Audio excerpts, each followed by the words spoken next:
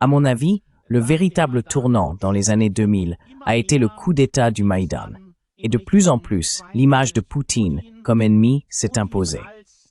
Poutine est devenu l'ennemi de l'humanité, l'incarnation du mal absolu. Cela s'est ancré depuis lors dans le débat public en Allemagne. On ne sait pas ce qu'il faudrait faire dans une période d'après-guerre où il faudra peut-être à nouveau négocier avec Poutine. Car si l'on doit négocier avec l'incarnation du mal, cela devient tout de même assez difficile.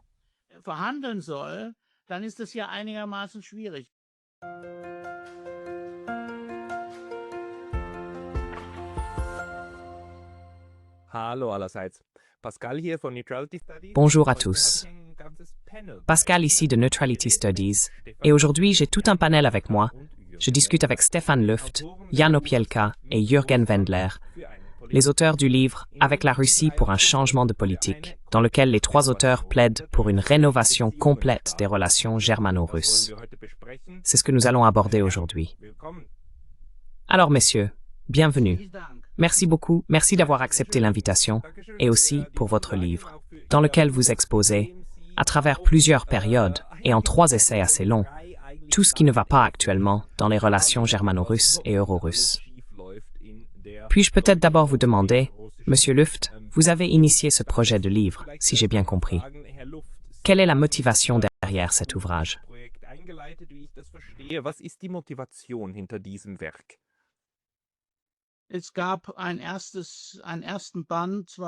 Il y a eu un premier volume en 2023, Guerre en Ukraine. Pourquoi l'Europe a besoin d'une nouvelle politique de détente. La réaction à ce sujet a été positive, mais il existe un mur invisible. Les grands médias, les médias établis, ignorent généralement complètement de telles prises de parole. Et cela a également été notre cas. Cependant, la culture du débat m'a beaucoup impressionné. Et j'ai estimé qu'il était temps de manifester à nouveau publiquement une opposition. D'autant plus que de mon point de vue, la propagande militariste et belliciste dans les médias est devenue encore plus marquée au cours des 1 à 2 dernières années.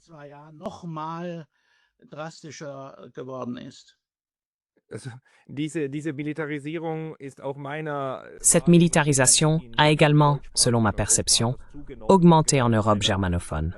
Malheureusement, l'Autriche et la Suisse en font aussi partie. Les médias suivent naturellement cette tendance.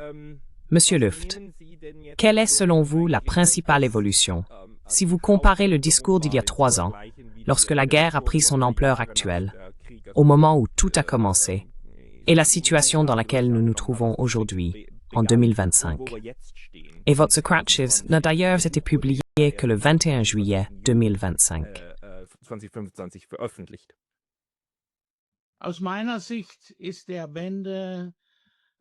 De mon point de vue, le tournant a été marqué par le plan opérationnel pour l'Allemagne, qui n'a d'ailleurs toujours pas été publié et n'est connu que sous une forme abstraite. Ce plan opérationnel pour l'Allemagne sert à la militarisation de la société. L'armée et d'autres acteurs ont, grâce à lui, la possibilité d'introduire cette vision du monde dans la société. À mes yeux, cela a été le véritable tournant décisif. Le débat sur ce que chaque pays doit fournir, des crèches aux entreprises, jusqu'à la société civile, qui doit veiller à ce que 800 000 soldats puissent être déployés sur le flanc Est en quelques mois. À mon avis, de tels débats aussi concrets n'avaient pas eu lieu auparavant.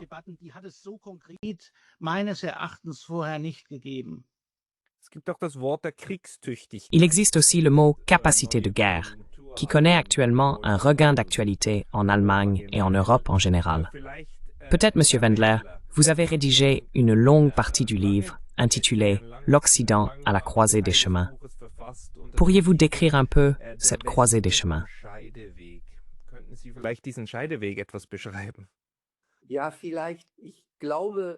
Oui, peut-être.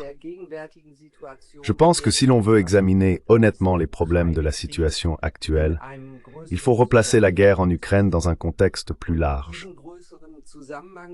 Et j'aimerais décrire brièvement ce contexte plus large.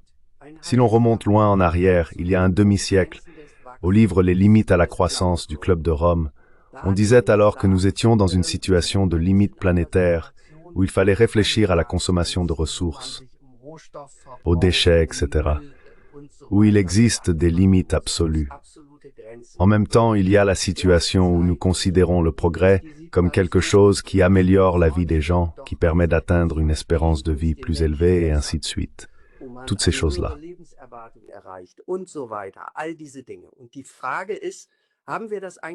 Et la question est, avons-nous réellement atteint cet objectif? Où en sommes-nous aujourd'hui? Et je me suis penché sur la question, où en est réellement le monde occidental? Le monde occidental a-t-il, en ce qui concerne ses objectifs, quelque chose à offrir? Où en est-il lui-même? Et j'aimerais peut-être citer 3 points si l'on réfléchit à ce qui caractérisait par exemple l'Empire britannique et ce qui caractérise la position dominante, l'hégémonie des États-Unis. Il y a 3 points essentiels. À l'origine, ces puissances se distinguaient par une forte production industrielle, par une flotte puissante pour pouvoir contrôler les routes commerciales mondiales et par une monnaie forte de portée globale. Et c'est là que nous voyons déjà le problème actuel.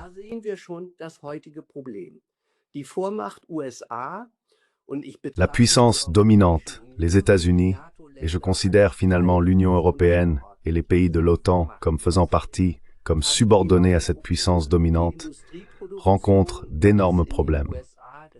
La production industrielle aux États-Unis, nous le savons tous, nous voyons le secteur du numérique, mais globalement, c'est exactement ce que M. Trump a mis en avant, a diminué. Les États-Unis ont des problèmes industriels. Avec leurs porte-avions, ils ne pourront plus dominer le monde. Cela a été prouvé au plus tard par les missiles hypersoniques que nous avons vus, par exemple dans le conflit Israël-Iran. Concernant le dollar, nous voyons que les pays des BRICS s'efforcent de détourner le dollar de son rôle d'instrument de pouvoir, par des sanctions, par l'appropriation de biens, etc., pour finalement en abuser.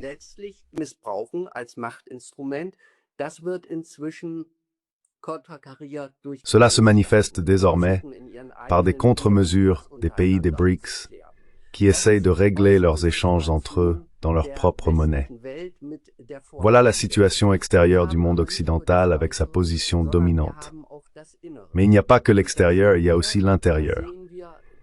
Et là, nous voyons que ça concerne également la situation démographique. Les États-Unis représentent 4% de la population mondiale. Il n'est donc pas réaliste de penser pouvoir dominer le monde. Samuel Huntington l'a déjà décrit. La dynamique économique n'y suffit pas, mais ce n'est pas tout. Nous voyons aux États-Unis une polarisation, une désintégration de la société, de plus en plus de pauvres et de riches, qui en fin de compte détiennent le pouvoir, un effondrement de la classe moyenne, et nous observons la même situation en Europe, la même évolution.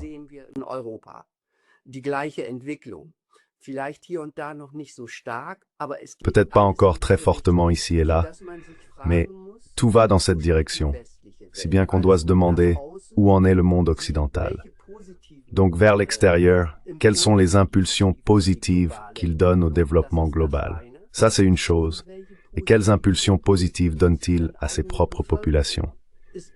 La seule réponse est-elle désormais que comme dans l'Union européenne avec le Digital Services Act, nous sommes soudainement confrontés à des tentatives de restreindre la diversité d'opinions, de lutter contre de prétendues désinformations, de rétrécir toujours plus le corridor des opinions. Est-ce cela la réponse? Est-ce censé être la réponse? Ce ne sera pas la réponse. Cela entraînera aussi d'importants problèmes au sein des sociétés occidentales. Et dans ce contexte, l'Occident doit réfléchir. Où en est-il réellement? Que voulons-nous? Et qu'est-ce que nous portons de positif?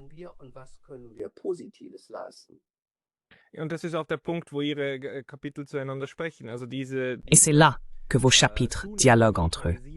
Cette militarisation croissante de l'Allemagne, la militarisation des mentalités et les tendances autoritaires en Occident, y compris dans le langage politique actuel que nous percevons, ou la manière dont on essaye de nous convaincre que nous devons percevoir un ennemi comme tel et nous y préparer. Et en 2027, ils arrivent.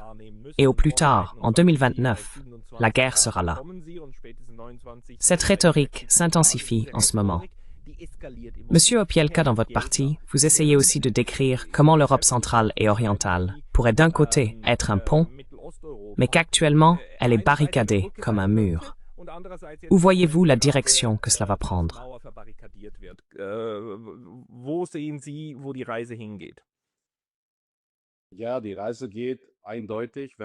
Oui, le voyage va clairement, si l'on regroupe les pays d'Europe centrale et orientale, dans le sens d'une forteresse. Mais on peut distinguer deux voies différentes, si vous voulez. Si l'on prend les exemples extrêmes de la Hongrie d'un côté et de la Pologne de l'autre. Vous venez de parler de la militarisation de l'Allemagne, et M. Luft a également évoqué la capacité à faire la guerre, etc. Si vous regardez la Pologne à cet égard, il faut imaginer cette militarisation et cette mentalité de guerre multipliée par 3.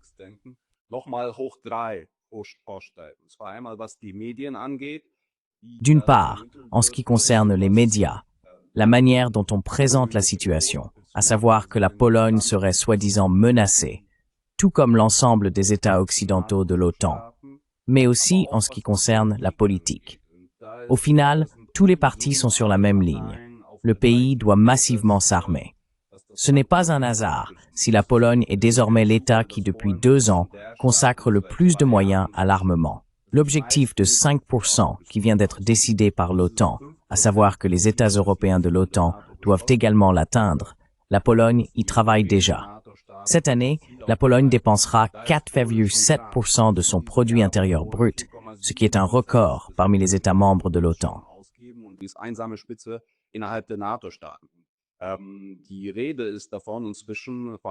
Il s'agit du fait que, il y a quelques jours, le Premier ministre Tusk a déclaré que les services secrets polonais étaient parvenus à la conclusion que la Russie serait éventuellement prête, dès 2027, donc pas seulement en 2029 ou 2030, à attaquer l'un des États baltes. La situation en Pologne, y compris sur le plan social, et l'ambiance qui y est attisée, ce qui d'ailleurs est similaire à ce qui se passe dans les États baltes, y est extrême. D'un côté, la Pologne est en quelque sorte l'exemple type d'une forteresse. De l'autre côté, vous avez la Hongrie. Je le souligne encore une fois. La Hongrie est un pays de 10 millions d'habitants, qui au cours des 10 dernières années, je pense que tout le monde dans le monde, ou du moins en Europe, connaît le nom d'Orbán et sait ce qu'il représente.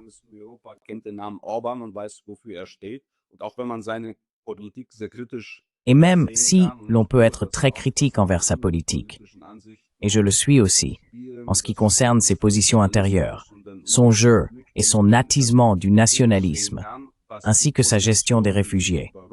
En ce qui concerne la position vis-à-vis de la Russie et de l'Ukraine, on peut discerner des éléments de ce que je considère comme pouvant être un pont. Car Orbán mène en principe, si l'on veut, une politique que l'on a qualifiée de multivectorielle pour l'Ukraine. Cela signifie qu'étant donné la situation dans laquelle on se trouve, c'est-à-dire entre l'Est et l'Ouest, en Europe centrale, si l'on veut, il faut établir des liens dans toutes les directions. Et cela concerne à la fois des liens politiques et bien sûr économiques.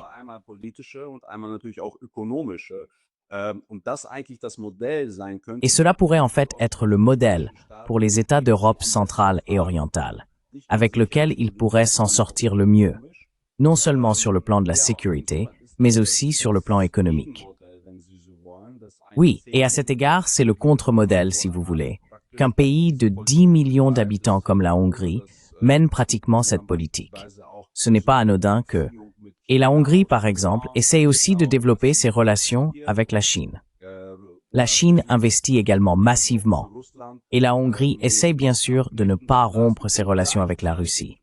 Et en même temps, la Hongrie, par exemple, s'approvisionne en armes en Allemagne. Une grande production massive de chars a été lancée en Hongrie. Donc en principe, si vous voulez, c'est une politique tout à fait guidée par les intérêts nationaux et aussi tout à fait intelligente.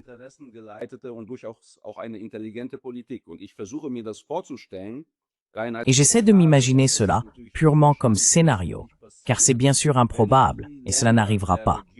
Si les pays de la région d'Europe centrale et orientale adoptaient une position similaire à celle de la Hongrie, et comme la Slovaquie commence aussi à le faire, c'est-à-dire à penser de manière multivectorielle, si l'on veut, vers l'Est comme vers l'Ouest, principalement bien sûr vers l'Ouest, mais sans rompre les relations avec l'Est. Ils pourraient effectivement jouer un rôle important. Malheureusement, comme l'État frère, la Pologne, se tourne vers l'Amérique et vers l'Occident, et le fait de manière inconditionnelle, et agit de façon complètement anti-russe, ils sont devenus une forteresse. Et ce faisant, ont aussi, si l'on veut, diminué leur statut, diminué leur influence politique.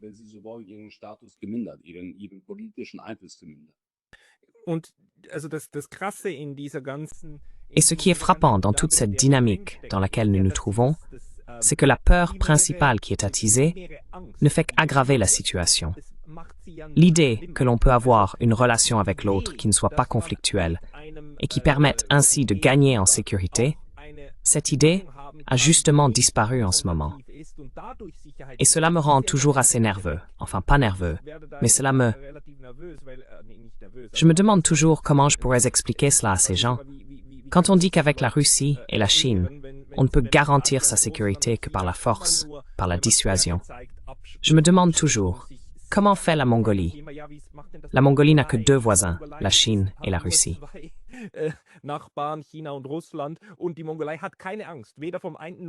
Et la Mongolie n'a peur ni de l'un ni de l'autre, car elle entretient de bonnes relations avec les deux. Et la Mongolie est une démocratie, un pays qui se démocratise de plus en plus. Et la Russie et la Chine sont la Russie et la Chine. Mais les Européens ont actuellement l'idée que l'on ne peut se protéger que par la dissuasion, et que c'est précisément ainsi que l'on entre dans cette spirale qui aggrave tout. Seule la Hongrie, en Europe de l'Est, adopte une approche différente. Peut-être une question ouverte, Monsieur Luft d'abord. Quand avons-nous perdu cette façon de penser, selon laquelle on peut aussi être en sécurité en essayant de se faire des amis, au lieu de percevoir les autres comme des ennemis?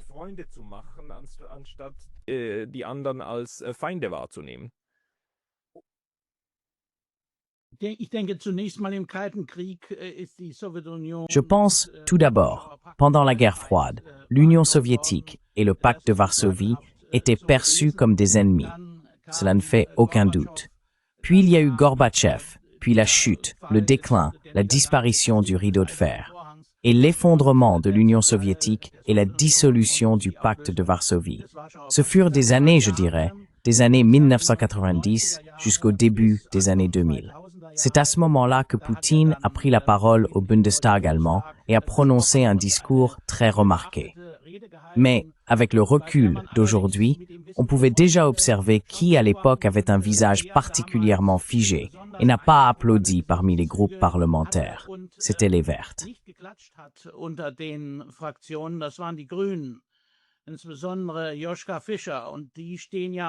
En particulier, Joschka Fischer et les Verts apparaissent aujourd'hui comme la pointe de la lance, aux côtés de la CDU, de la CSU, bien sûr du SPD et du FDP, contre la Russie et contre Poutine. Je pense que ce tournant s'est opéré dans les années 2000, lorsque l'on a compris de plus en plus clairement que les États-Unis visaient à contenir et peut-être à morceler, c'est-à-dire à diviser la Russie. C'est alors que cette image de l'ennemi s'est renforcée, et l'élargissement de l'OTAN, perçu par la Russie comme un encerclement, n'a absolument pas été considéré comme un problème par l'opinion publique occidentale, y compris allemande.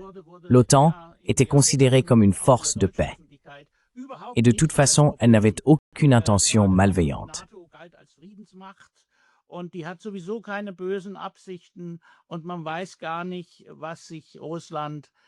Et on ne comprend même pas pourquoi la Russie s'énerve autant à ce sujet. À mon avis, le tournant dans les années 2000 a été le coup d'État du Maïdan. Et de plus en plus, on s'est dirigé vers une image ennemie de Poutine. Poutine comme l'ennemi de l'humanité, comme l'incarnation du mal absolu. Cela s'est ancré depuis lors dans le débat public en Allemagne. On ne sait pas ce qu'il faudrait faire dans une période d'après-guerre, où il faudra peut-être à nouveau négocier avec Poutine. Car si l'on doit négocier avec l'incarnation du mal, c'est tout de même assez difficile. Et ces réserves ont été exprimées très tôt, mais le débat n'a pas changé. La perception n'a pas changé.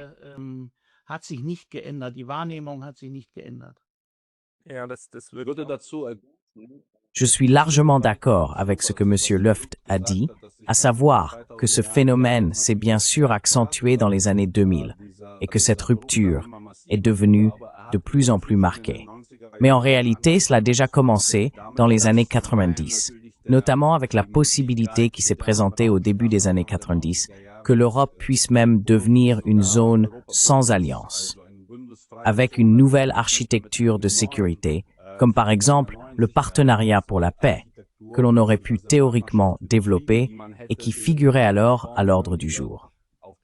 En fait, c'est la volonté de l'OTAN qui a été officiellement exprimée pour la première fois en 1996 par Bill Clinton, d'accueillir, 3 ans plus tard, à l'occasion du 50e anniversaire de la fondation de l'OTAN, les premiers pays d'Europe de l'Est et d'Europe centrale. C'est là qu'était le noyau. Il avait déjà commencé à se développer.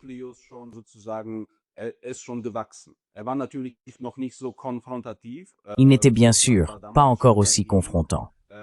La Russie s'y opposait déjà à l'époque, mais elle était évidemment consciente de sa propre faiblesse à ce moment-là et savait qu'elle ne pouvait rien faire. Mais, pratiquement, depuis lors, la politique s'est développée de telle manière que l'élargissement de l'OTAN s'est poursuivi. En 2004, pour la première fois, avec des États qui faisaient auparavant partie de l'Union soviétique, c'est-à-dire les États baltes. Et pour souligner encore une fois le rôle de l'Europe centrale et orientale, on a pu mener cette politique, non pas parce qu'on avait forcé ces pays à rejoindre l'OTAN. Ils le voulaient, bien sûr. Il y avait donc une majorité également au sein des populations concernées.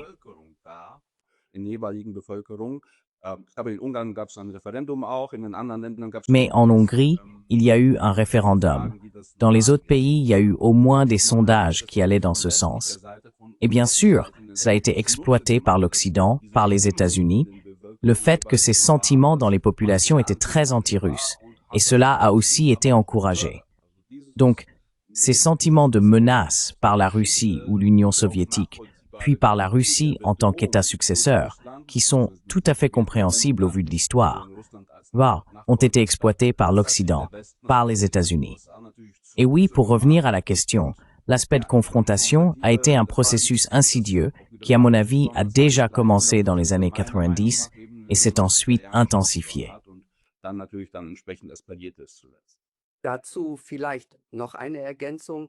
Peut-être une précision à ce sujet. Si l'on remonte au traité 2+4, c'est-à-dire finalement à la fin de la période d'après-guerre pour l'Allemagne, il y est explicitement écrit « Seule la paix émanera du sol allemand ». Rien que la paix. Et il y est également précisé que les actes susceptibles de troubler la paix internationale, l'ordre international de la paix, en particulier la préparation d'une guerre d'agression, ce qui est encore spécifié, mais aussi tout acte susceptible, en fin de compte, de troubler la paix, sont anticonstitutionnels et punissables. Il en résulte notamment au regard de l'histoire allemande, si l'on prend aussi en compte la culpabilité envers les citoyens soviétiques, 27 millions de morts en Union soviétique pendant la Seconde Guerre mondiale, que cela nous impose d'essayer d'être ouverts dans toutes les directions et de construire plutôt des ponts.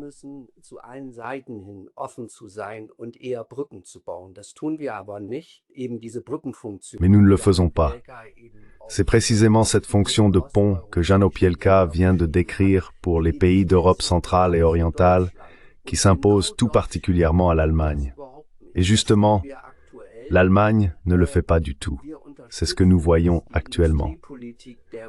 Nous soutenons maintenant la politique industrielle des États-Unis en y achetant des armements. Nous nous approvisionnons désormais en énergie auprès des États-Unis. C'est d'ailleurs ce que Mme von der Leyen vient de convenir à nouveau avec M. Trump. Donc nous menons une politique qui est exclusivement dans l'intérêt de l'hégémon. Il faut le dire clairement. Et pour moi, la question se pose. Les États-Unis sont-ils capables de vraiment repenser cette position, cette situation? Ce sont des questions que des personnes comme Jeffrey Sachs posent régulièrement.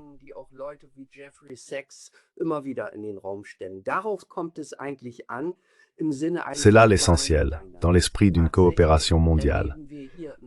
En réalité, nous assistons ici en Europe à la construction massive d'une image d'ennemi. Cela signifie qu'on essaie, Il y a encore quelques années, selon les sondages, la population allemande souhaitait majoritairement entretenir de bonnes relations avec la Russie. C'est aussi ce que notre histoire exige. Et que fait-on actuellement? On érige la Russie en incarnation du mal, ce qui ne correspond évidemment pas à la réalité. Il s'agit d'intérêts dans ce monde, et il faut les considérer avec lucidité. Il est donc absolument nécessaire de regarder la réalité aussi en Occident. Et la réalité, dans le monde occidental, tant en ce qui concerne les possibilités d'agir en hégémon qu'en ce qui concerne les conditions internes, n'est pas positive.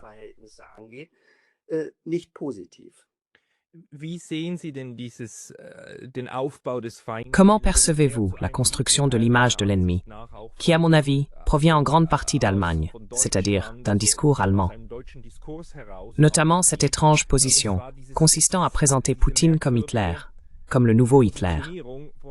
Or, Hitler était un phénomène allemand, mais aussi un phénomène d'Europe centrale. Il ne faut pas l'oublier, il y a eu de la collaboration, même au-delà des frontières. Que cette Europe centrale s'arroge aujourd'hui le droit d'attribuer à une autre figure, qui est considérée comme le mal absolu, et cela est accepté en Allemagne, en Suisse, en Autriche, etc. Ce qui s'est passé était tout simplement mal, et que l'on transpose cela maintenant sur la Russie, en essayant d'expliquer avec cette rhétorique pourquoi nous devons tous à nouveau être contre Hitler. Sauf que maintenant Hitler serait à Moscou. Je ne sais pas si l'un d'entre vous souhaite s'exprimer à ce sujet.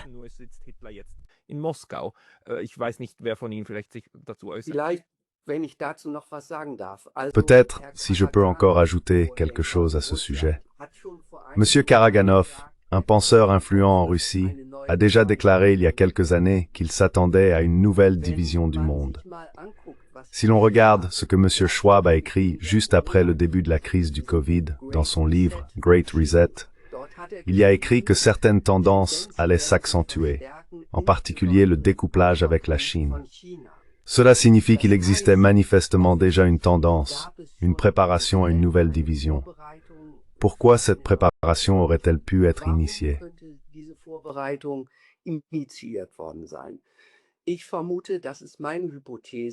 Je suppose, c'est mon hypothèse, que le monde occidental est conscient qu'il rencontre des problèmes en tant que puissance dominante mondiale, en raison de la dynamique économique et démographique. Samuel Huntington l'avait déjà prédit dans les années 1990. Et la réponse à cela consiste à resserrer les rangs et, en fin de compte, à accepter ce découplage. À mon avis, c'est cependant la mauvaise voie. Je pense qu'il faudrait chercher des solutions globales aux problèmes mondiaux. Cela implique aussi une vision réaliste de son propre rôle, de ses propres forces. Voilà mon point de vue à ce sujet.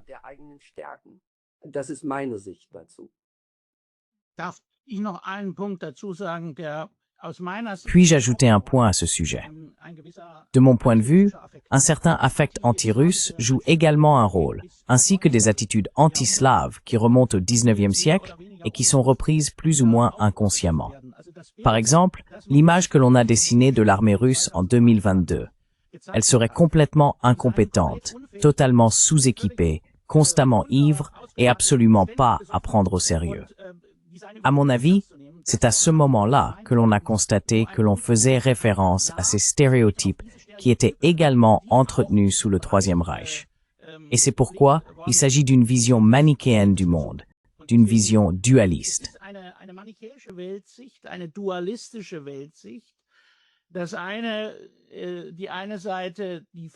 Un côté incarne le mal et l'autre côté, c'est par hasard nous, entre guillemets, donc l'OTAN et l'Occident, les États-Unis. Nous incarnons les valeurs occidentales et donc le bien. Mais quiconque mène une telle politique, une politique fondée sur les valeurs, finira par déclencher une guerre civile mondiale, car nous nous heurterons à de nombreux pays, pas seulement la Chine et l'Inde, qui ne partagent pas ces valeurs spécifiquement occidentales. Et si nous disons maintenant que nous qualifions tout le monde de dictateur, ce que l'ancienne ministre allemande des Affaires étrangères Baerbock aimait particulièrement faire, et que nous les soumettons éventuellement à des sanctions, ne faisant que masquer nos intérêts économiques, cela ne passe plus, et cela devient désastreux à long terme.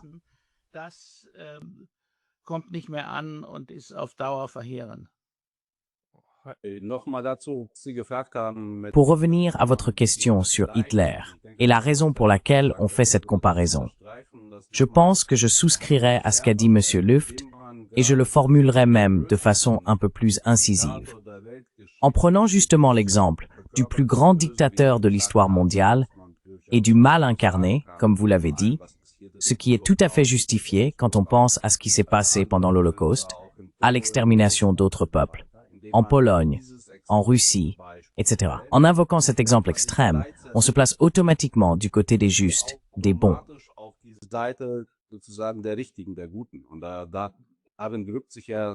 Et c'est là que s'exprime ce manichéisme, cette fixation et cette exclusion de la politique, si l'on veut.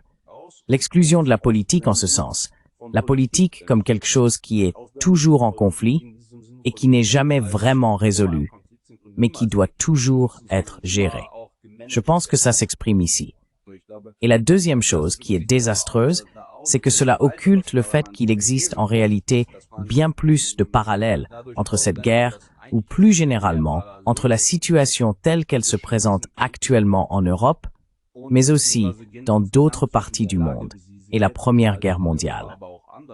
Les parallèles ne se retrouvent pas seulement sur les champs de bataille, et pour ainsi dire, dans le pacte qui se forme.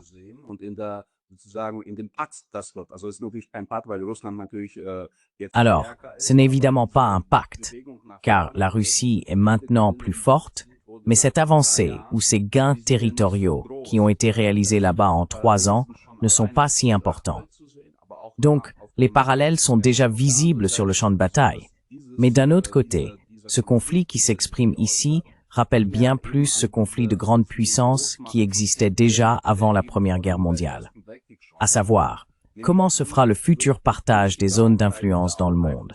Et en se référant à Hitler, on occulte ce qui est justement faux et absurde.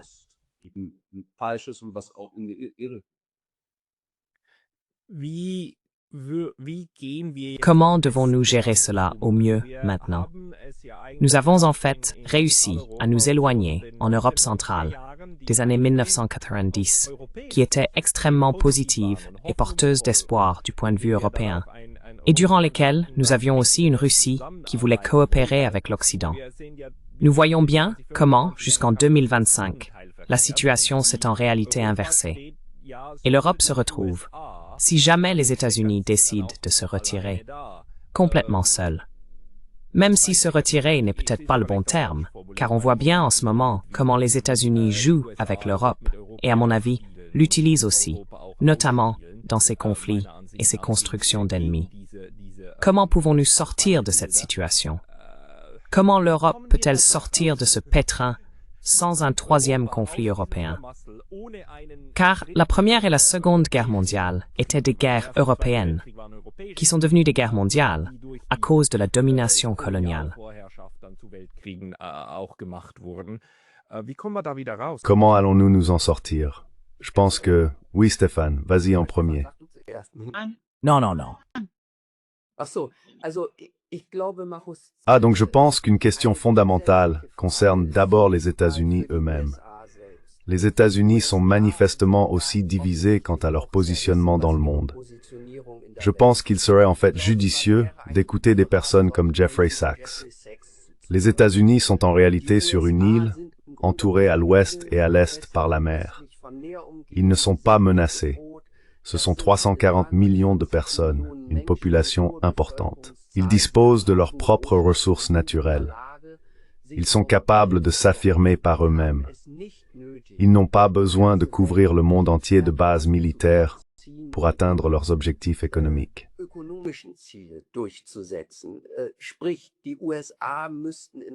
Autrement dit, à mon avis, les États-Unis devraient vraiment réfléchir au rôle qu'ils veulent jouer dans le monde. En tant qu'hégémons, ils ne pourront pas s'imposer durablement comme la seule superpuissance mondiale. Ce n'est pas réaliste. Je pense que ce qu'on appelle le monde multipolaire est au moins en train d'émerger. Je crois même qu'il existe déjà. La Chine est aujourd'hui technologiquement très avancée. En ce qui concerne l'industrie manufacturière, la Chine est très puissante. Il est absolument nécessaire de rechercher la coopération dans ce domaine, et il faut se demander quelles pourraient en être les bases.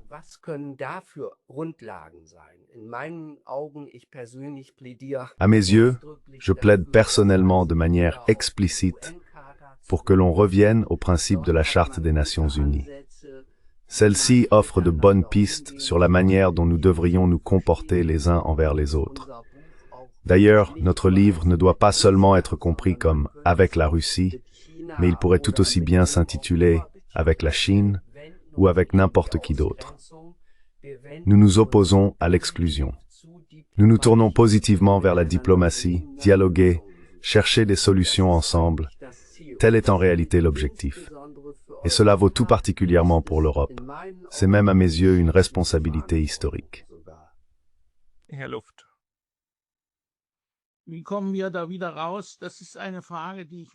Monsieur Luft, comment allons-nous sortir de cette situation?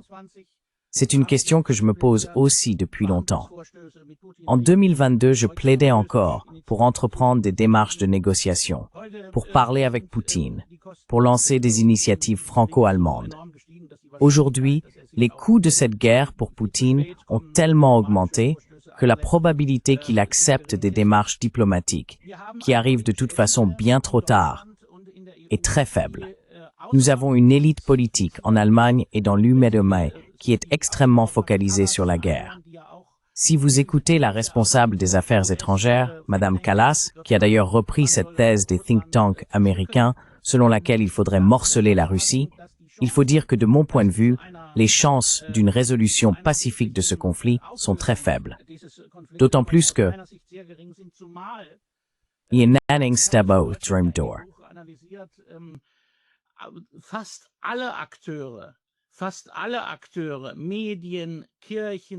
presque tous les acteurs, les médias, les églises, en partie les syndicats, presque tous les partis.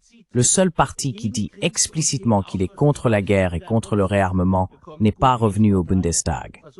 Certes, le parti de gauche essaie aussi d'aller dans cette direction. Mais sinon, il y a une très très grande coalition. Même dans les médias, il existe une forme d'alignement volontaire qui est déjà impressionnante. Et c'est pourquoi je pense que quelque chose ne changera vraiment que lorsque les premières convocations pour les fils arriveront sur les tables à la maison.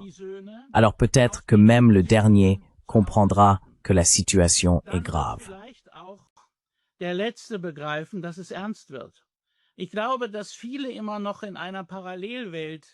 pense que beaucoup vivent encore dans un monde parallèle. Il se passe quelque chose, et cela à une vitesse, avec une dynamique qui est énorme. Et la plupart des gens, à mon avis, continuent simplement leur vie. Certes, 50% disent encore que nous ne voulons pas de guerre avec la Russie, mais l'évolution politique est tout autre.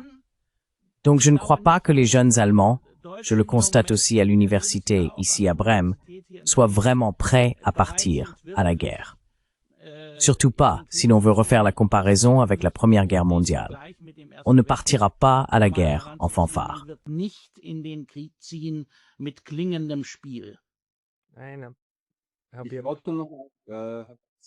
Je voulais simplement revenir sur ce que vous avez dit. Vous avez dit, si l'Amérique débranche la prise.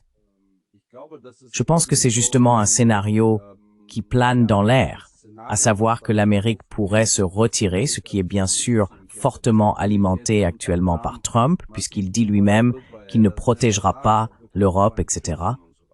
Mais je pense qu'il faut faire abstraction, d'une part, de ce que Trump dit lui-même, et de ce que disent aussi certains de ses successeurs ou membres de son entourage.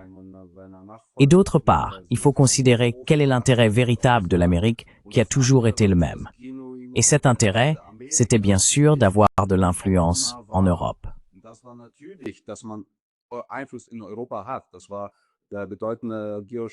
C'est le grand géostratège George Friedman qui a dit cela.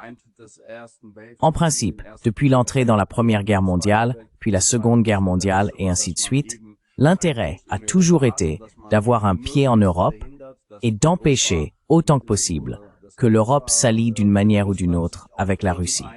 À l'origine, il visait l'Allemagne, mais bien sûr, ça s'applique aujourd'hui à toute l'Europe. Donc l'Amérique, c'est ma thèse. même si elle prétend le contraire, ne se retirera pas si la situation devient sérieuse, car l'Europe est extrêmement importante pour l'Amérique.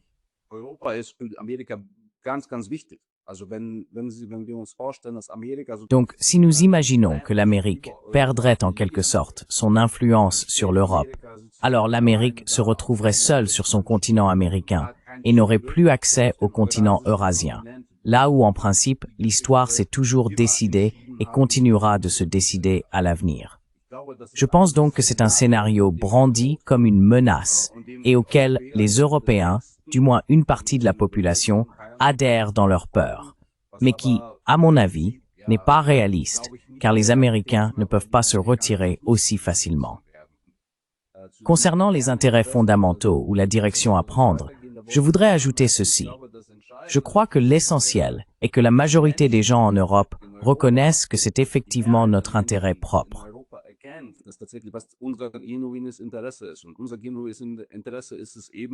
Et notre intérêt véritable est justement que nous vivions ensemble avec la Russie sur un même continent. Nous sommes, pour ainsi dire, comme le dit le philosophe Peter Sloterdijk, l'avant-montagne de l'Asie, en principe. En fait, nous ne sommes pas vraiment un vrai continent. Nous ne sommes en quelque sorte que l'extrémité occidentale du grand continent eurasien. Et nous devons simplement trouver un ordre de paix, une architecture de sécurité dans laquelle il sera possible de vivre ensemble à l'avenir. Et ce n'est que lorsque la majorité des gens prendra clairement conscience de cet intérêt fondamental, qu'il pourra y avoir une influence sur les élites politiques qui actuellement ne défendent justement pas cet intérêt.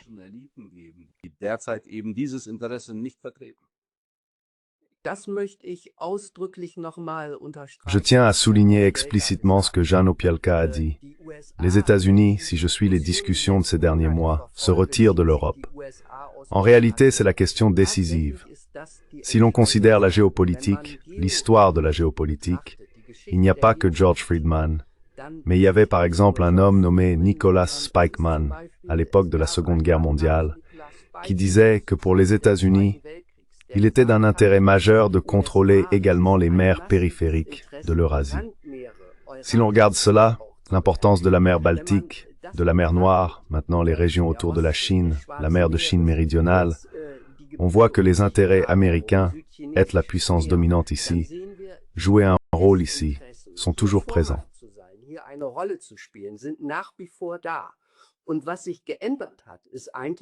Et ce qui a changé, c'est en réalité uniquement, et c'est ce que M. Trump a réussi, que nous, Européens, achetons désormais les armements aux États-Unis et que nous prenons en charge pour les États-Unis l'armement afin de garantir cette suprématie en Eurasie.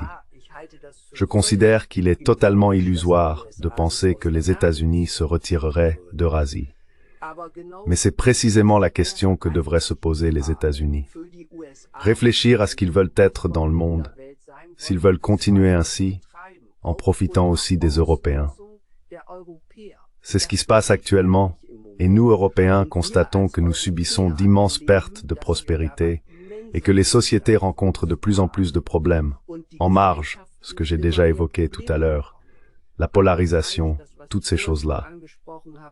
Je crois d'ailleurs aussi que les sociétés, y compris en Allemagne, ne sont absolument pas prêtes à partir en guerre pour ce qui se passe ici et ce que les politiciens souhaiteraient. Je n'y crois pas.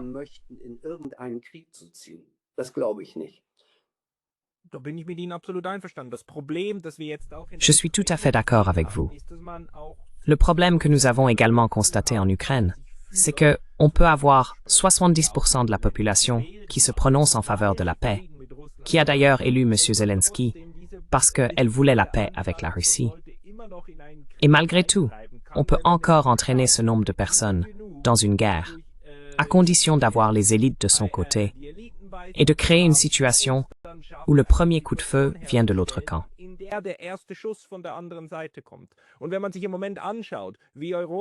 Et si l'on regarde en ce moment comment l'Europe, donc aussi l'Allemagne, livre des armes, probablement des missiles Taurus, qui finiront probablement par détruire quelque chose en Russie, et comment on travaille actuellement à ce qu'un jour, il y ait une attaque depuis la Russie contre Rheinmetall ou quelque chose de similaire, afin de pouvoir dire ensuite que nous avons été attaqués sans provocation.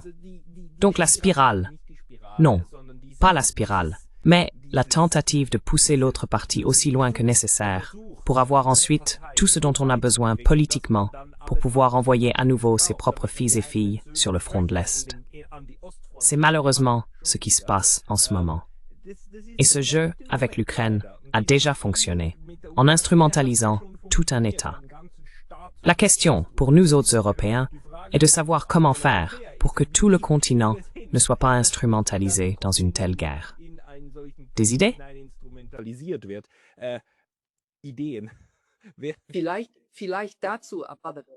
Peut-être encore une fois à ce sujet. On a bien vu dans le conflit entre Israël et l'Iran que l'Occident a effectivement fait l'expérience qu'un cessez-le-feu a finalement été instauré. Cela était aussi lié au fait que l'on a constaté de quoi l'Iran était militairement capable. Je pense que tout homme politique en Europe devrait comprendre qu'on ne peut pas mener une guerre nucléaire. Et pas seulement une guerre nucléaire. Les nouveaux systèmes d'armes, toute la technologie de la guerre a changé. On le voit, il y a une révolution. C'est ce que la guerre en Ukraine a montré. On voit aussi les armes hypersoniques. Ce sont des situations totalement nouvelles. Et les responsables politiques en Europe devraient également comprendre qu'ils ne peuvent pas et ne devraient pas mener un tel conflit avec des États de haute technologie, comme la Russie, la Chine ou encore l'Iran. Il faut donc chercher d'autres solutions.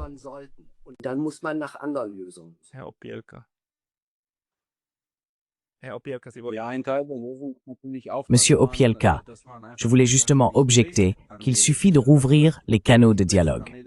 Rouvrir les canaux de dialogue. Le problème, c'est ce que vous avez mentionné, avec la spirale des armements et la construction d'images ennemies, etc. Vous savez, nous avons également connu une militarisation bien plus massive pendant la guerre froide. À l'époque, la part du PIB consacrée aux dépenses d'armement et de défense était parfois encore plus élevée qu'aujourd'hui. Mais à partir de 1975 au plus tard, ou surtout à partir de 1975, des canaux de dialogue et des formats appropriés ont été mis en place, où l'on discutait ensemble, parallèlement bien sûr à l'hostilité qui était entretenue. Et aujourd'hui, de tels États jouent évidemment un rôle.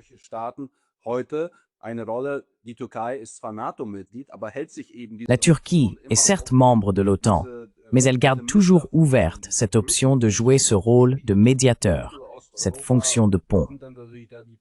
En Europe centrale et orientale, il y a bien sûr deux candidats potentiels qui, pour l'instant, ne joueront pas un grand rôle, dans la mesure où cela est empêché par l'Occident et les autres États. Il s'agit de la Slovaquie et de la Hongrie. Le Premier ministre slovaque a d'ailleurs proposé, en décembre dernier, que des pourparlers de paix puissent se tenir en Slovaquie, ce qui n'est pas un hasard. Il faut donc des canaux de dialogue, c'est en quelque sorte le minimum indispensable, même si pour l'instant, seuls deux sujets, comme l'échange de prisonniers, y sont discutés.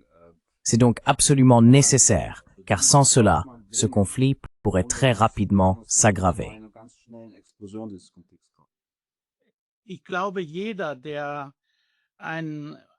Je pense que chacun, tout le monde, a un intérêt fondamental à ce qu'il n'y ait pas d'explosion, à ce que la situation que vous, Monsieur Opielka, avez décrite ne se produise pas. C'est pourquoi ceux qui sont conscients de la situation doivent simplement faire ce qu'ils peuvent à leur niveau, pas seulement aller voter tous les 4 ans, mais aussi prendre la parole, exprimer leur désaccord. Chacun peut le faire. Nous l'avons fait parce que nous vivons dans des villes privilégiées. Nous l'avons fait en publiant ici un deuxième livre. Mais en principe, chacun peut s'exprimer sur les places publiques, dans les partis, dans les paroisses, où que ce soit.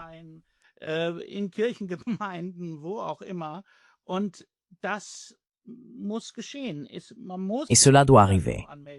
Il faut exprimer son opposition. Et c'est ce à quoi chacun est appelé. Quiconque a un intérêt à ce que ce continent survive. Et pour qu'il ne survive pas, il n'est même pas nécessaire d'utiliser des armes nucléaires. Si nous, c'est ce que j'essaie toujours de rappeler, nous souvenons qu'aucune arme nucléaire n'a été utilisée en Europe pendant la Seconde Guerre mondiale. mais que les vies allemandes ont été détruites de manière durable pour toute leur histoire lors d'une guerre conventionnelle. Alors il faut dire ceci. Quiconque a un intérêt à la survie des générations futures et de ces États européens doit s'exprimer maintenant. Sinon, il pourrait un jour être trop tard.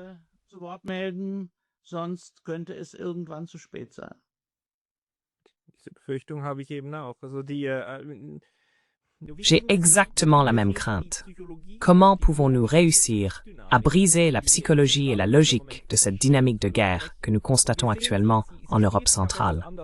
Et nous voyons qu'elle se déroule aussi un peu différemment, maintenant en France ou en Angleterre, mais surtout dans l'espace germanophone.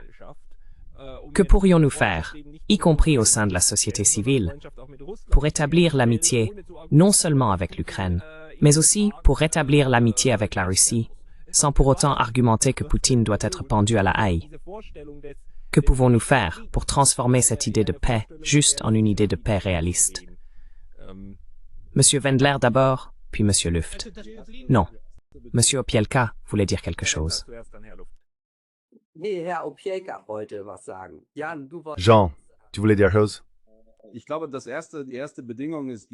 Je pense que la première condition, c'est simplement, comme M. Wendler le décrit bien dans son intervention, de commencer par l'autocritique, ou du moins de reconnaître que le monde est plus complexe qu'il n'y paraît, et qu'il n'y a pas d'un côté les méchants et de l'autre ceux qui luttent contre les problèmes.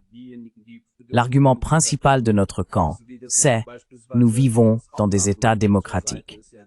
Cela suggère déjà indirectement aux gens que les démocraties, par nature, seraient aussi plus démocratiques, plus pacifiques, etc. dans leur politique étrangère. Mais ce n'est pas vrai. Il faut donc commencer par l'autocritique et reconnaître que les conflits naissent de causes complexes et que nous en faisons partie.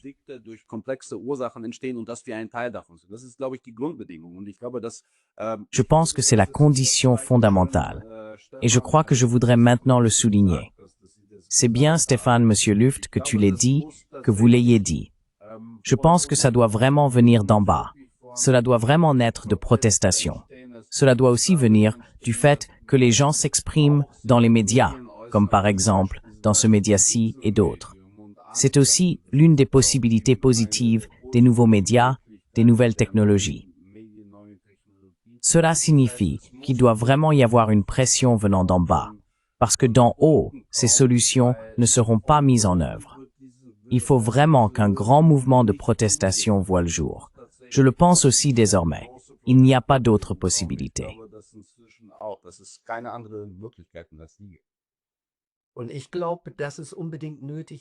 Et je pense qu'il est absolument nécessaire que les gens retrouvent un sens de la réalité. Nous ne pouvons nommer que ce que nous pensons avoir compris, mais il est en fait vrai que la réalité vient de l'extérieur vers les gens, même dans des pays comme l'Allemagne. Les gens constatent de plus en plus qu'ils subissent justement ces pertes de prospérité, qu'ils ont ces coûts énergétiques, qu'on veut les pousser dans une ambiance de guerre. Beaucoup de personnes le perçoivent, et même les jeunes que je connais le perçoivent aussi. Et on constate qu'en fin de compte, cela remet en question la solidarité avec son propre pays, l'identification à son propre pays, à ce qui s'y passe, aux responsables politiques.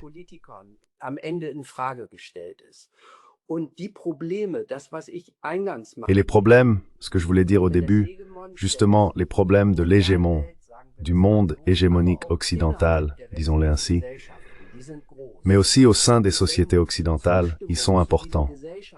Et si l'adhésion à ces sociétés finit par disparaître, alors soit la politique agit par peur, soit elle est un jour capable de changer de cap.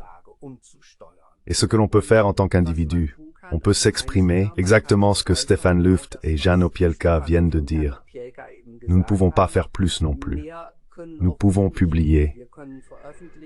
Vous, Monsieur Lotaz, faites énormément avec vos Neutrality Studies, mais j'ai l'impression qu'au niveau international, au niveau mondial, il se passe bien plus de choses que dans l'espace germanophone. Donc le monde des médias grand public allemands est une catastrophe, il faut le dire ainsi.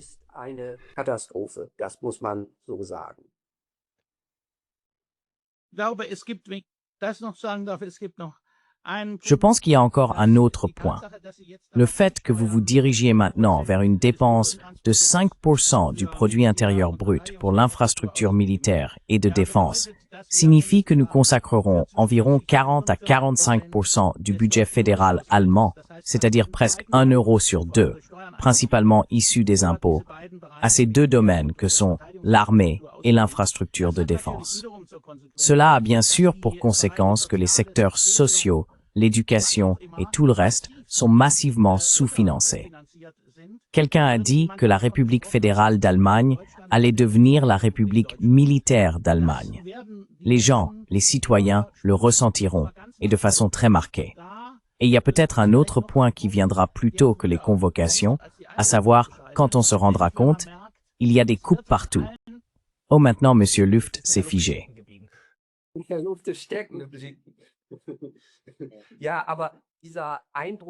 Monsieur Luft est resté bloqué. Oui, mais cette impression de la réalité qu'il vient justement de décrire, c'est bien cela au fond. C'est ce qui compte.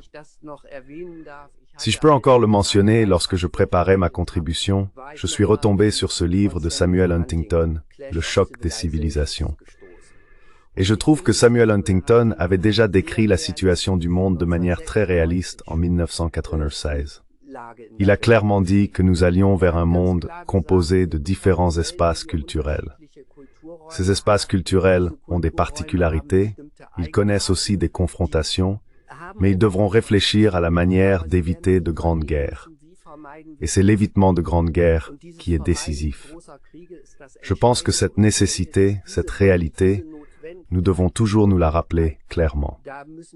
Mais il y a un deuxième point.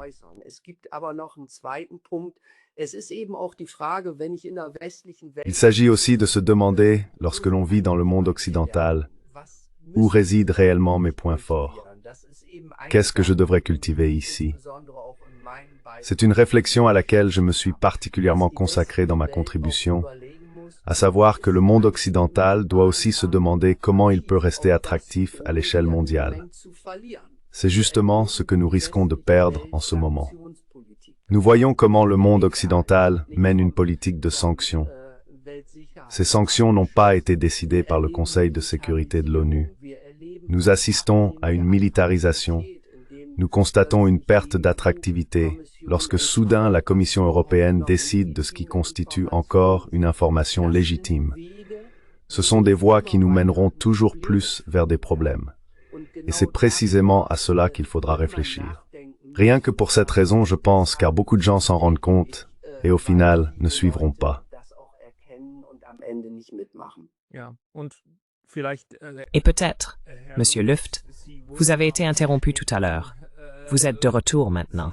Avec quelle réflexion vouliez-vous conclure?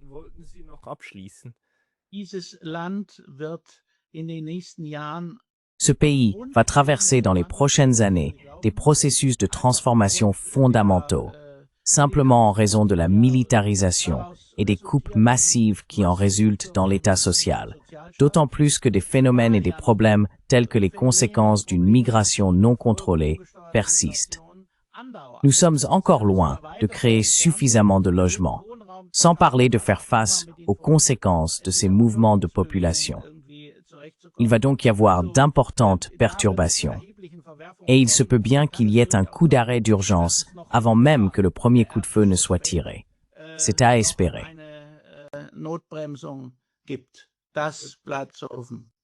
Je le souhaiterais aussi. Monsieur Opielka, avez-vous une dernière réflexion à partager?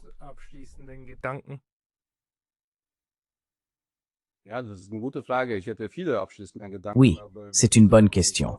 J'aurais beaucoup de réflexions finales, mais comme je l'ai dit, j'espère simplement que les gens prennent conscience que nous pouvons réellement dire non, que nous pouvons dire non à ces structures qui s'établissent, à ces structures de pouvoir qui mènent justement cette politique, de multiples façons. Et je crois que c'est l'essentiel. Et je crois de plus en plus qu'il ne peut y avoir de règles que venant de là, comme je l'ai dit précédemment. Et j'espère donc que cette prise de conscience va réellement émerger dans tous les pays européens, pas seulement en Allemagne, mais dans tous les pays européens.